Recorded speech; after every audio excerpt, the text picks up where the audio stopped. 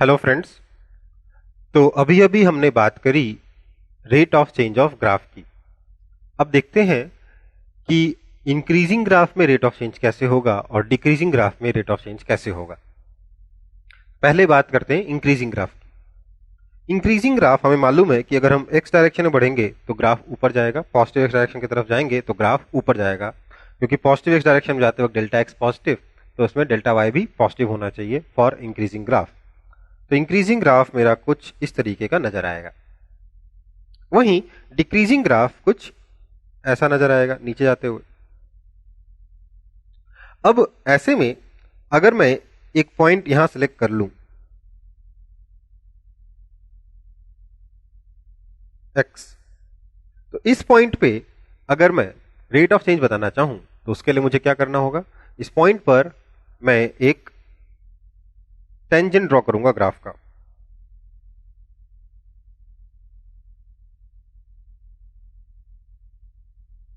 मैं tangent draw करूंगा और बोलूंगा अगर ये एंगल थीटा है तो rate of change will be given by delta y by delta x, क्योंकि इंस्टेंटेनियस के बारे में बात कर रहा हूं इसलिए limit delta x tends to 0 delta y by delta x that is equal to tan theta. देखिए हमें मालूम है कि जब डेल्टा एक्स पॉजिटिव हो रहा है तो डेल्टा वाई भी पॉजिटिव हो रहा है, तो delta X is equal to positive implies delta Y positive आ रहा है। इसका मतलब रेट ऑफ चेंज क्या आ रहा है, पॉजिटिव आ रहा है। तो इंक्रीजिंग ग्राफ में रेट ऑफ चेंज पॉजिटिव आता है, it is equal to tan theta.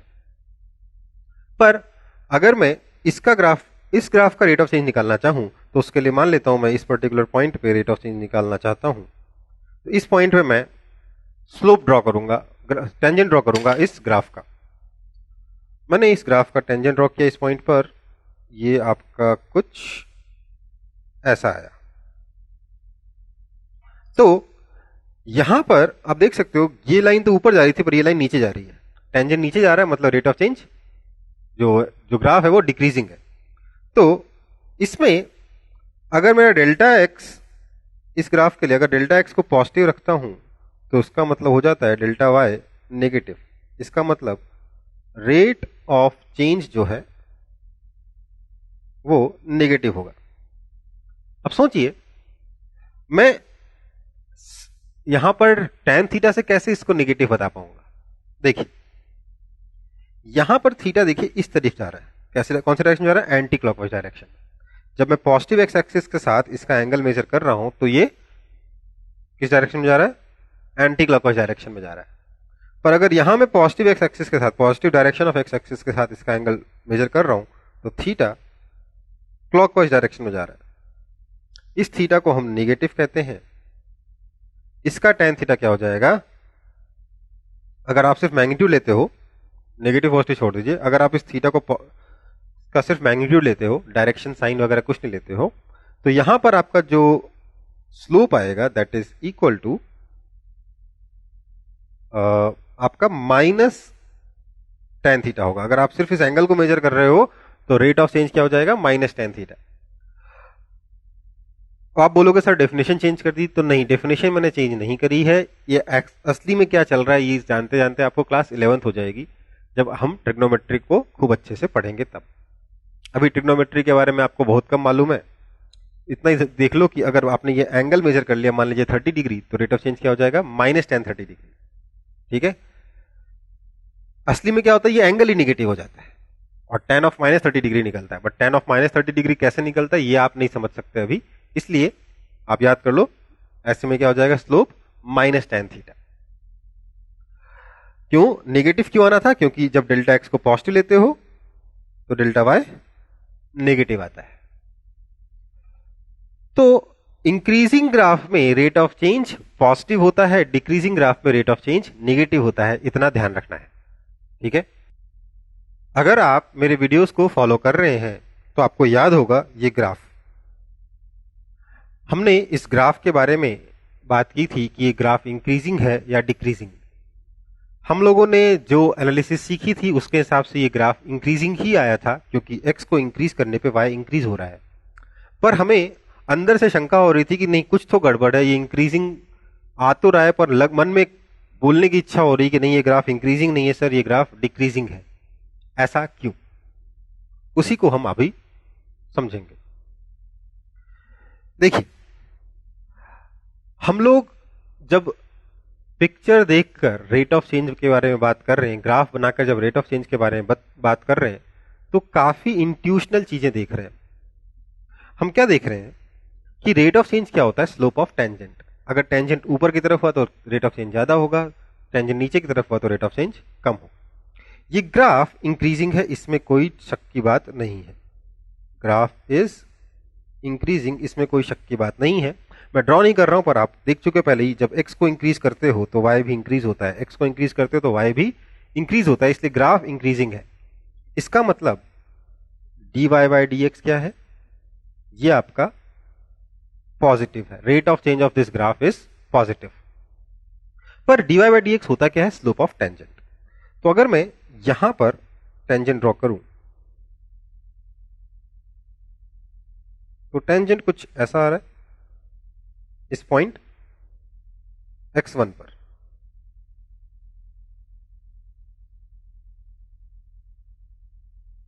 और अगर मैं इस यहां पर एक पॉइंट ले लूं x2, यहां पे एक पॉइंट ले लूं, ये वाला पॉइंट लेट से x2 है, यहां पे अगर टेंजेंट ड्रॉ करता हूं तो टेंजेंट कुछ ऐसा आएगा।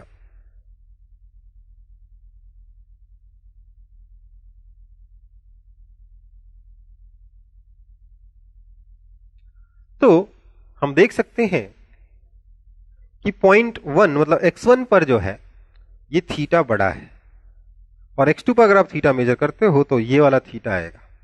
इसको अगर मैं थीटा 1 कह दूं, इसको थीटा 2 कह सकता हूं, क्योंकि x1 पे एंगल थीटा 1 बन रहा है, x2 पे स्लोप टेंजेंट का एंगल थीटा 2 बन रहा है।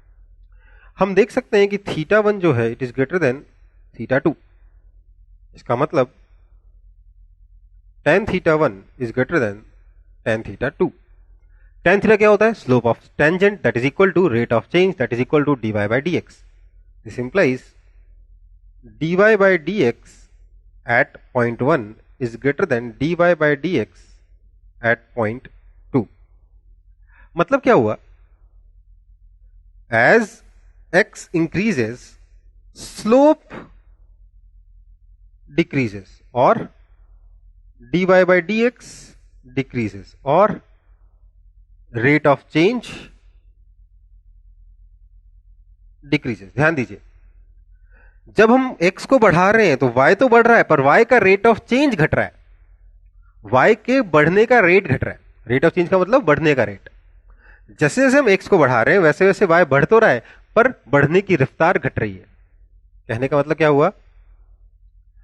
टाइम के साथ गाड़ी आगे तो जा रही है, गाड़ी की वेलोसिटी पॉजिटिव तो है, बट वेलोसिटी खुद डिक्रीज हो रही है। वेलोसिटी पॉजिटिव है पर वेलोसिटी डिक्रीज हो रही है। dy बाई dx पॉजिटिव है पर dy बाई dx डिक्रीज हो रहा है, तो गाड़ी स्लो डाउन हो रही है। अभी भी आगे बढ़ रही है पर गाड़ी स्लो डाउन हो रही है। इसी वजह से आपको लग रहा है कि ये जो ग्राफ है ये इंक्रीजिंग तो है बट थोड़ा सा अंदर से कन्विक्शन नहीं आ रहा था। ये ग्राफ इंक्रीजिंग है बट इंक्रीज होने का रेट डिक्रीज हो रहा है। इसमें आप ये समझ सकते हो कि आपका dy बाई dx तो पॉजिटिव है, जैसे कि आपकी velocity is equal to dx by dt, वो मान लीजिए पॉजिटिव है, but dy by dx decrease हो रहा है। मतलब इस dy बाई dx का rate of change dx of dy by dx, समझ में आया क्या लिख रहा हूं मैं? Rate of change of y क्या होता है? dy by dx। तो rate of change of dy by dx क्या होगा? dy by dx upon dx, है ना? बस y की जगह यहां पे dy बाई dx डाल दिया। तो dx of dy by dx ये जो है ये क्या होगा? ये निगेटिव होगा, क्योंकि dy बाई dx डिक्रीजिंग है। जो चीज डिक्रीजिंग होती है उसका रेट ऑफ चेंज निगेटिव होता है। जैसे यहां पे, बट वेलोसिटी का जो रेट ऑफ चेंज है dv dt ये नेगेटिव है। वेलोसिटी का रेट ऑफ चेंज क्या कहलाएगा? Rate of change of velocity with respect to time क्या कहलाएगा? एक्सेलरेशन। ठीक है, मतलब एक्सेलरेशन नेगेटिव है, वेलोसिटी पॉजिटिव है, एक्सेलरेशन नेगेटिव है, गाड़ी रिटार्ड कर रही है, उस तरीके के मोशन का ऐसा ग्राफ बनेगा बिटवीन एक्स एंड टी। अगर यहां पे पोजीशन और यहां पे टाइम डाल दोगे तो देखिए थोड़ा कॉम्प्लेक्स हुआ है, पर आप एक काम करिएगा, इस वीडियो को पॉज करिएगा, रिवाइंड में चलाइएगा, थोड़ा और समझ में आएगा, फिर पॉज करिएगा, फिर चलाइएगा, फिर पॉज करिएगा, फिर चलाइएगा। तब तक इस वीडियो को 3 बार 4 बार देखिएगा, जब तक आपको दिमाग में ये कॉन्सेप्ट बैठ ना जाए। एक बार में नहीं बैठेगा दिमाग में, इतना बता दे रहा हूं। पॉज करिएगा, वापस चलाइएगा, पॉज करिएगा, वापस चलाइएगा। मैं क्या कह रहा हूं एक बार शॉर्ट में फिर से बता देता हूं। ये जो ग्राफ है, ये ग्राफ ऐसा है जिसमें y is increasing with x, मतलब x को इंक्रीज करने पे y बढ़ रहा है, बट x को इंक्रीज करने पे टेंजेंट का स्लोप घट रहा है, मतलब रेट ऑफ चेंज घट रहा है। y तो बढ़ रहा है बट y के बढ़ने का रेट घट रहा है। जस्ट लाइक कि वेलोसिटी पॉजिटिव है बट वेलोसिटी धीरे धीरे कम हो रही है। गाड़ी अभी भी आगे जा रही है पर वेलोसिटी कम हो रही है। इसी वजह से आपको दिखने में लग रहा है कि कुछ तो गड़बड़ है। हाँ, इंक्रीजिंग तो है पर कुछ तो गड़बड़ है। कुछ तो गड़बड़ है क्यों लग रहा था? क्योंकि बढ़ने का रेट घट रहा था। वहीं जब हमने ग्राफ ऐसा देखा था, इसमें क्या था? स्लोप भी लगातार बढ़ रहा था, टेंजेंट का स्लोप भी लगातार बढ़ रहा था, तो इसलिए हमें बड़ी आसानी से बोल दिया था कि ये ग्राफ इंक्रीजिंग है। हमें बोलने में कोई दर्द नहीं हुआ था दिल को। यहां क्या हो रहा था? जैसे जैसे एक्स बढ़ रहा था वाई भी बढ़ रहा था और वाई के बढ़ने का रेट भी बढ़ रहा था। इसलिए ये ग्राफ काफी इजीली हम बता पा रहे थे कि इंक्रीजिंग है। इस ग्राफ को में भी हम बोल तो रहे थे इंक्रीजिंग है, बट अंदर से शायद कुछ एक डाउट हो रही थी, एक शंका हो रही थी कि यार इंक्रीजिंग तो है पर लग नहीं रहा है इंक्रीजिंग जैसा। वो शंका आपकी शायद इस वीडियो से क्लियर हो। नहीं हो तो दोबारा देखिए, फिर नहीं हो तो दोबारा देखिए। 3 बार 4 बार देख लेंगे तो आई होप आपको ये कॉन्सेप्ट बिल्कुल अच्छे से क्लियर हो जाएगा।